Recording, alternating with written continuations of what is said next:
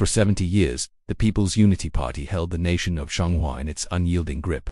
Its headquarters, the Red Tower, was a crimson monolith piercing the sky above the capital, a symbol of absolute power, unwavering stability, and total control. But in the year 2042, the monolith began to crack. The first fractures were invisible to the public, noticed only by a mid-level bureaucrat named Lin Wei. His job was economic logistics, and the numbers on his screen were no longer adding up. Factories along the coast weren't meeting quotas. Shipping manifests listed cargo that never left port. Once loyal governors were quietly freezing orders from the capital, rerouting funds into their own regional projects. When Lin tried to sound the alarm, his superiors brushed him off. Just temporary fluctuations, they assured him. Don't bother the leadership. But Lin knew better. The party's legitimacy was built on a foundation of economic prosperity, and that foundation was starting to crumble. The numbers were either lying, or worse, they were finally telling the truth. The first open spark of defiance came from the mountains of Waxi Province, a region historically known for its stubborn independence. The local governor made an unthinkable announcement. The provincial assembly would now control its own tax revenues. It was an act of rebellion, the first in decades. The Red Tower in the capital demanded compliance. Waxi answered with silence. Then Jinzhou, a coastal megacity of 30 million people, followed suit. Its mayor went on a live broadcast, his voice shaking but resolute. Zhonghua belongs to its people, he declared, not to one party. The broadcast was cut within minutes, but it was too late. Millions had already seen it.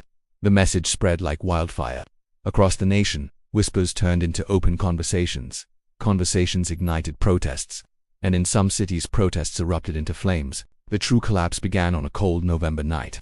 Lin Wei was in his small apartment when the first explosions rocked the city. Sirens blared, a sound that sent a chill down his spine. The sky lit up with bursts of white drone flares known as White Rain, a signal reserved only for national emergencies. On the streets, the elite Unity Guard was clashing with renegade units of the National Defense Corps. Both sides claimed they were defending the nation, but they were fighting each other. Lin rushed outside. Crowds gathered along the riverbanks, watching smoke billow from government buildings on the western side of the city. The Red Tower remained untouched, but it was circled by helicopters and military drones, like vultures waiting for a final breath. In the chaos, Lin overheard two young officers whispering. "They're fighting each other," one said, his voice filled with disbelief. "There are no orders, no chain of command." The iron pillars of control that had held the nation for 70 years had shattered overnight. When dawn finally broke, an eerie quiet had descended upon the capital. The supreme chairman of the People's Unity Party, the man who had ruled for 23 years, was gone. Official channels claimed he was reviewing the situation, but the rumors told a different story. They said he had fled through a secret tunnel hidden deep beneath the Red Tower. With no leader to give orders, the government descended into chaos. Ministers issued contradictory directives. Provincial governors, emboldened by the power vacuum, declared autonomy one by one. Entire military divisions, cut off from the central command, swore new allegiances to local commanders. On paper, the People's Unity Party still existed. In reality, it had vanished into thin air. 3 days after the chairman's disappearance, the people took to the streets, 10 million of them. They marched in silence toward the Red Tower. Workers, students, parents, carrying their children, the elderly leaning on one another for support. There were no chants, no flags, just the quiet, heavy sound of footsteps and a shared, unspoken determination. Lin found himself swept up in the current of people, carried toward the front as they approached the towering iron gates. The Unity Guard stood ready, weapons in hand. The crowd held its breath. But instead of raising their rifles, the commanding officer slowly, deliberately, removed his helmet. His soldiers followed his lead. One by one they stepped aside, opening a path to the front entrance.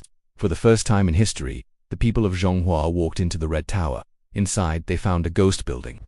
Offices were abandoned, papers were shredded, and computer screens glowed with static. The nerve center of the nation, a place once shrouded in fear and mystery, was now just an empty shell. That evening, as the sun set, a young student climbed to the top of the tower, a rope in her hand. For generations, a massive emblem, a golden star inside a red circle, had hung from the peak, a constant reminder of the party's dominance. As the millions below watched in breathless silence, she cut it down. The symbol fell, crashing onto the marble plaza with a sound that echoed across the city like a final, fading heartbeat. After 70 years of total rule, the People's Unity Party was finished. In the weeks that followed, Zhonghua teetered on the brink of total collapse. Some provinces wanted to declare independence, others fought to maintain unity. Ethnic regions demanded long-suppressed recognition. Business leaders scrambled to save what was left of the economy. But amid the uncertainty, something extraordinary began to happen. Citizens formed local councils to manage their own neighborhoods. Former soldiers, now without masters, dedicated themselves to protecting civilians. University professors gathered to write draft constitutions. Farmers organized convoys to send food to starving cities without any orders from above. Tech workers, free from censorship, created new communication apps to connect the fractured nation. For the first time in living memory, the people were governing themselves not through fear, but through cooperation. Lin Wei, once a faceless bureaucrat lost in the system, found a new purpose. He joined the National Reorganization Committee, a temporary civilian body tasked with stabilizing the country. It wasn't perfect. There were arguments, shortages, and countless stumbles along the way, but it was real, it was honest, and it belonged to them. 6 months after the fall, the people gathered once more in the plaza before the Red Tower. The building still stood, but it was transformed. Its windows were open, its doors unguarded. Children played on the steps where soldiers once stood, and vendors sold hot noodles and tea. A simple stage had been erected for a historic announcement. Lin Wei stepped forward, his hands trembling as he held the proclamation. He took a deep breath and read the words that would define a new era.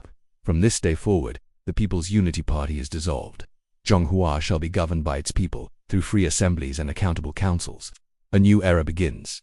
The crowd erupted. Applause, tears, and shouts of joy filled the air. Fireworks burst over the city not by government order, but by spontaneous celebration. For the first time in generations, the sky truly belongs to the people. In the years that followed, the Red Tower, once a symbol of absolute control, was repurposed.